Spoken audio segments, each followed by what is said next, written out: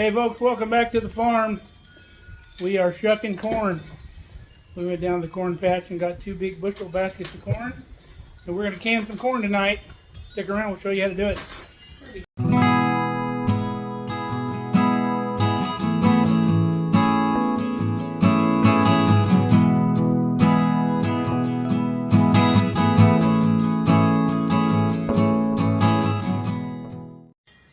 It's a beautiful evening out here. Got a nice little breeze. Not 100 degrees today like it's been. It was almost 90 today, babe? Yeah. So we got some beautiful sweet corn.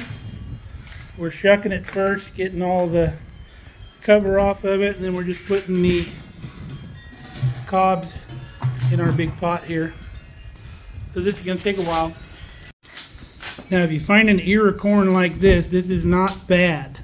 The only thing that happened to this corn was not every kernel got pollinated, and it left some skips, so it allows the kernels, instead of being really uniform, they get a little wonky, but they don't taste bad at all.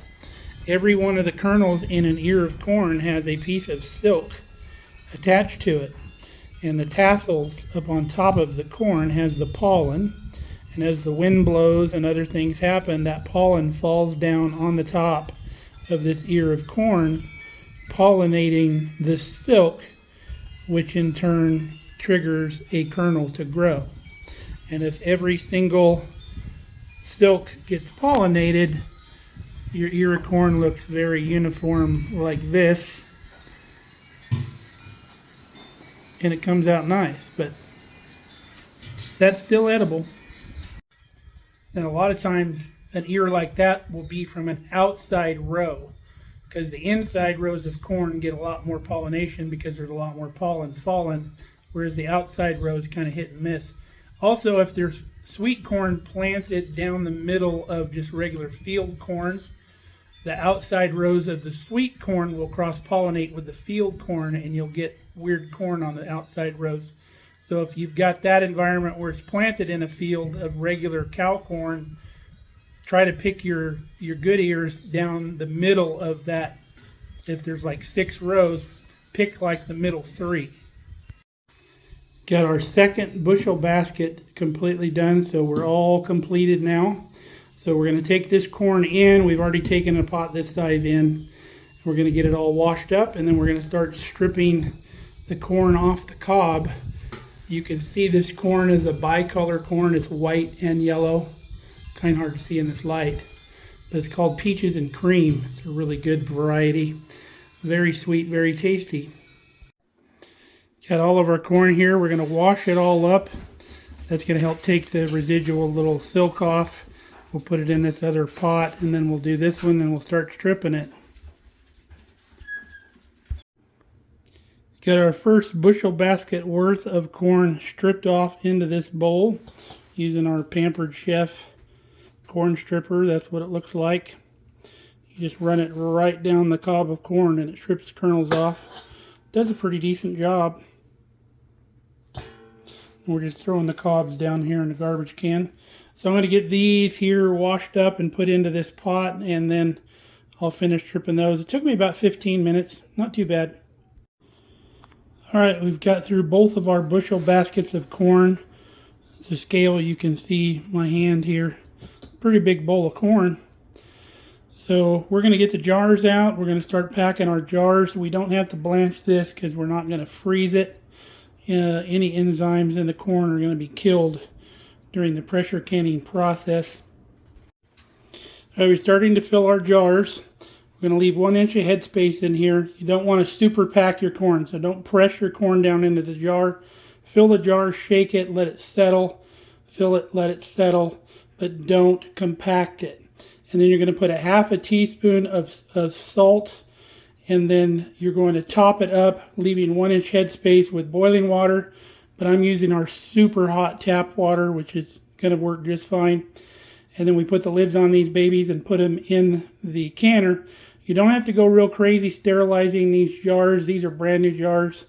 We just rinse them out real good because nothing's going to survive in that pressure canner for 55 minutes. So That's the good thing about pressure canning, is you don't have to go crazy with your sterilization.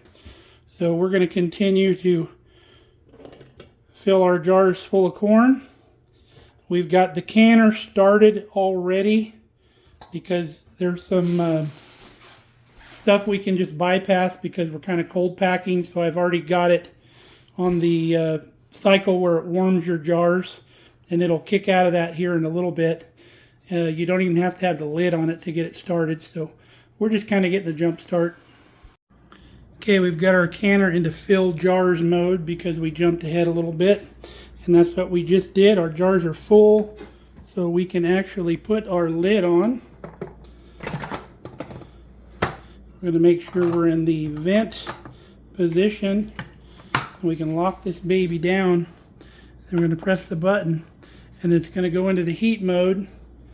And then after the heat mode, it's going to go into the vent mode, and then it's going to beep. We'll close the vent, and this thing will build pressure, and once it builds pressure, it'll count down from 55 minutes. So we're going to start on our other canner to get it going so we can kind of cycle. We were out picking corn in the corn patch at 7 p.m. We got home. We actually made dinner and had dinner, shucked corn, and we're already getting the corn in the can by 9:30. So that's pretty darn fresh. I don't know if you know anything about sweet corn. As soon as you pick your sweet corn, the sugars start converting to starch. So you want to deal with it, eat it, handle it, do whatever you're going to do as quick as you can. And that's what we're doing. My goal is to get these 2 canners done and then put in another batch right before I go to bed.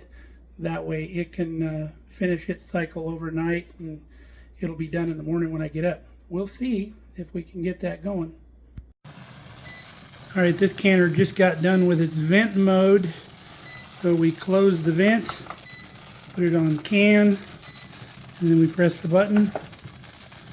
And as soon as it reaches pressure, that counter will start counting down. Once it reaches pressure, this little button here will pop up, which locks the lid.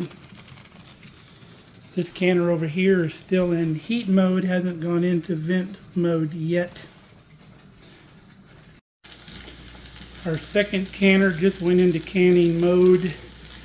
So now I can go down and take a shower, get cleaned up, kind of settle in. I've been going since 6 o'clock this morning, so a bit tired.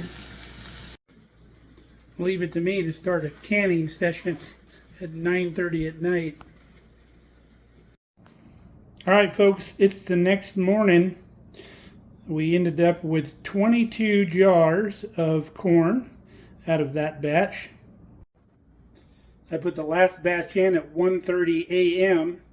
Forgive me for not showing you that process, but I didn't want to wake you all up and just show you that. So here we are today. We got that done. So satisfying to get this much corn put away in the pantry.